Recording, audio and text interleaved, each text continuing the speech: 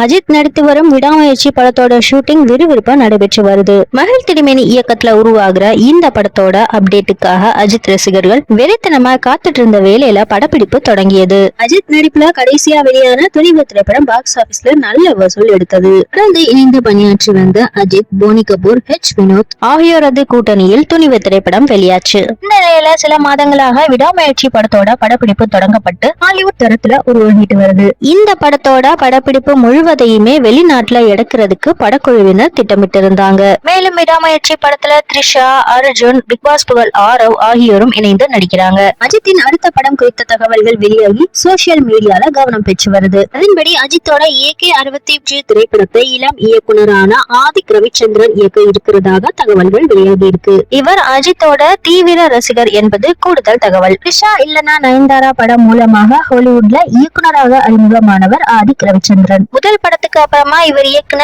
எந்த திரைப்படமும் ரசிகர்கள் மத்தியில போதுமான வரவேற்பை பெறாத நிலையில் அண்மையில் வெளியான மார்க் ஆண்டனி படம் மூலமாக மீண்டும் கம்பேக் கொடுத்திருக்காரு ஆதிக் ரவிச்சந்திரன். இந்த படம் வசூல்ல சக்கை போட்டது. AK-63 திரைப்படத்தை தெலுங்கின் முன்னணி தயாரிப்பு நிறுவனமான மைத்ரி மூவி மேக்கர்ஸ் தயாரிக்க இருக்கிறதாக சொல்லப்படுது. இந்த நிறுவனம் ஏற்கனவே புஷ்பா முதல் மற்றும் இரண்டாவது பாகம், குஷி போன்ற பான் இந்தியா படங்களை தயாரித்துள்ளது குறிப்பிடத்தக்கது. இந்த நிறுவனத்தின் முதல் நேரடி தமிழ் படமாக AK-63 படம் திகழும்னு எதிர்பார்க்கப்படுது. இதனால இந்த படத்துக்கு தமிழ், தெலுங்கு போன்ற மொழிகள்ல ப்ரொமோஷன் மிகப்பெரிய அளவுல இருக்கும்னு எதிர்பார்க்கப்படுது. இந்த தகவலால அஜித் ரசிகர்கள் தற்பொழுது கொண்டாட்டத்துல இருக்காங்க.